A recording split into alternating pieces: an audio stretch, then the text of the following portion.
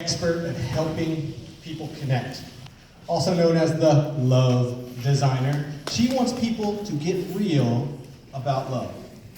She's been featured in over 75 TV shows and publications, and she is the award winner of the Women's Empowerment Recognition Award.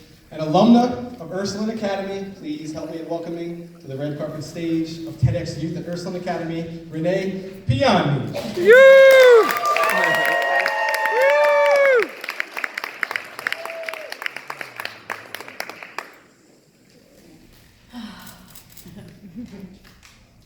No matter where we live on the planet, we have one thread, one driving force in common, and that is love.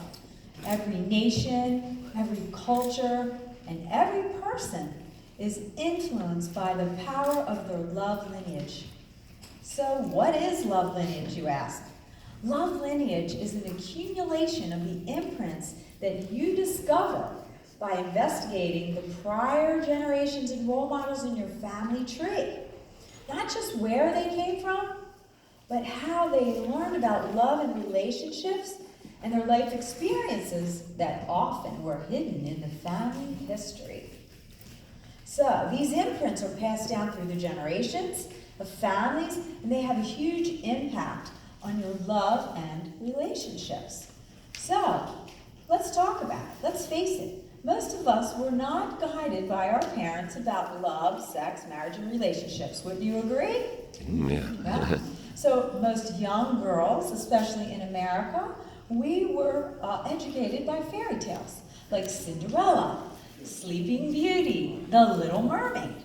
And we were also trained that our prince was going to come suddenly, sweep us off our feet, and we were going to live happily ever after. Well, unfortunately, many of the young men in the world haven't had official prince training. So we learn from our role models and our ancestors. And what we see, what we hear, and what we experience often gets stored in our minds. And if we have something that is heartbreaking, sometimes it causes us angsting about love and relationships.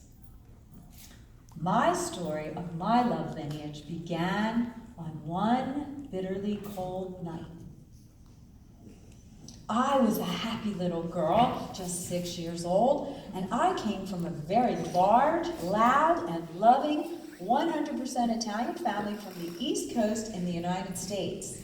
We always had fun at our house, but this one night, I was up late playing with my Barbie and Ken dolls, and I heard the doorbell ring, and I wasn't supposed to be up, but I was curious.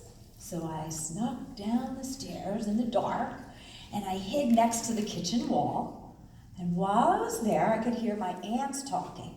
And then suddenly, one of them started hysterically crying, and she said, "What am I going to do? He's gone. My husband just left me for another woman. I don't know how I'm going to take care of these 4 kids all by myself. Oh my God, I don't have any money. I haven't gotten much of an education, and my skills aren't so high, right?"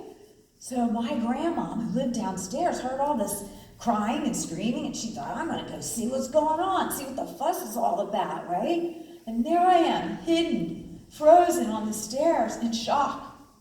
As she slowly climbed the kitchen stairs, I heard her shout in this really angry tone, and she said, "Men, they're all liars and cheaters, and you can't trust any of them." Oh my God. No one knew I was there listening to these disturbing details. My poor aunt, she was like really sad and scared. And I remember thinking, what is going to happen to her and all of my cousins? Oh my God. And I thought to myself, I'm never going to let this happen to me. I'm going to take care of myself. So for years, I kept hearing some of these same betrayal stories in our kitchen because I kept sneaking down the kitchen wall and no one knew, right? So these betrayals really made me think, I don't think I'm ever going to have kids because I don't want to have to take care of them all alone with no money either. I didn't want to have that story. So when these kind of things happen, it made me disbelieve in love, and it messed with my young little heart. So after that, I decided that I was going to become a young entrepreneur. I started with a lemonade stand. And then by the time I was 10, I was washing cars, I was helping my father prepare food, and babysitting and saving my money. By the time I was 16, I had bought my own car. And I was working for my cousin at her hair salon. And it was so much fun. I had amazing role models there. But I still had my doubts about men and marriage. And all day I was listening to these clients tell me all their problems and challenges with their marriages. And then I had my heart broken a couple of times. It was crazy. Now, over all those years, my 5 siblings all got married. And nobody ever knew what happened to me. And they wondered, why does she keep getting her heart broken? And why does she keep dating unavailable men? Well, none of them knew about the trauma that I had experienced and observed at a young age.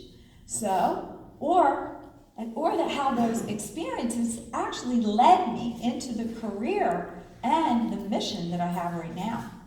So shortly after all of this, my pain actually led me to my passion. And I moved to Southern California to go back to school and expand my work.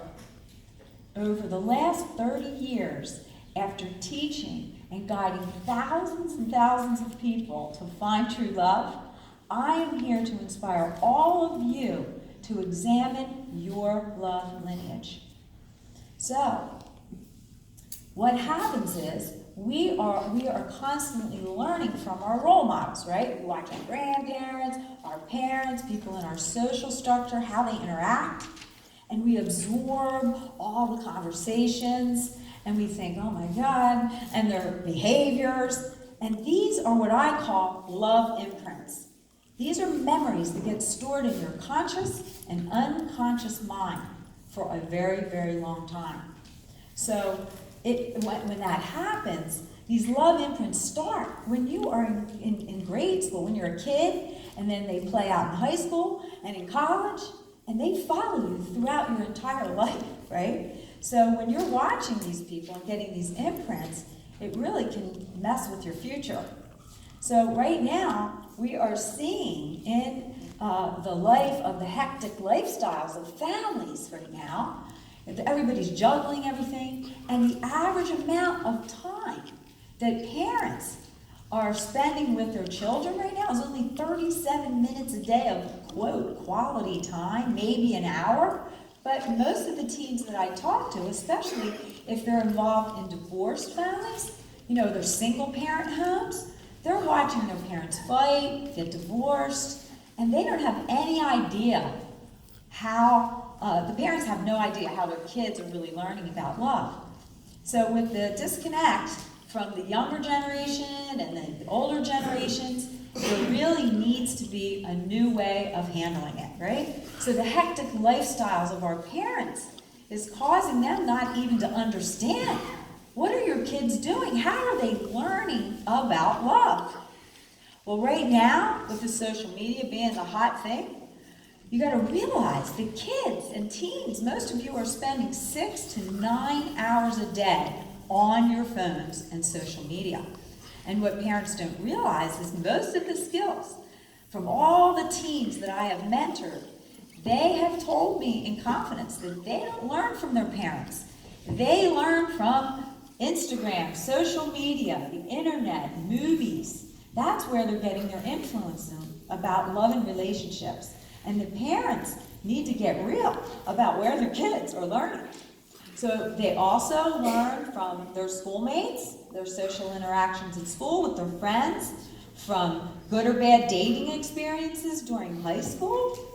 and the cliques at school, cool people that they look up to, and they think, oh God, I can't be like that. So what can we do about this disconnection? I am here to inspire all of you, anyone, to become your own love investigator. And what does that mean? That means to go back into the family history. You go back and you ask your older relatives, your parents, your cousins, your aunts, uncles, and people that are closest to you about the ancestry and the sort of the imprints that were passed along, right? And what we need to do right now is I'm going to take you on this little journey to ask you, when you start thinking about yourself right now, I'd like everybody just to take a moment and close your eyes and think about an imprint from some of the conversation I've had with you so far. Just close your eyes and take a deep breath. Who was the first person when I started talking that came into your mind that might have given you an imprint in the past? How old were you? Where were you? What did you see, hear, or experience in that moment? Now that you have this person in your mind, this is a good place to start. This is where that first imprint originated. So when you go back to the person that gave you the original source of the imprint, then you can have conversations that can clear up some of the fear that you might have had about a memory and stored in that little boy or little girl in all of us, right? So then you meet up, you're meeting with your family, then you meet up with your siblings. And when I did this with my siblings, we started telling each other stories that none of us even knew. It was fascinating, right? And once you do this love investigation, it takes you down a path where you're healing from it. So when I went back and asked my grandmother and my aunts about their history, it was the key that opened my heart to finally find true love, and for thousands and thousands of people that I've worked with.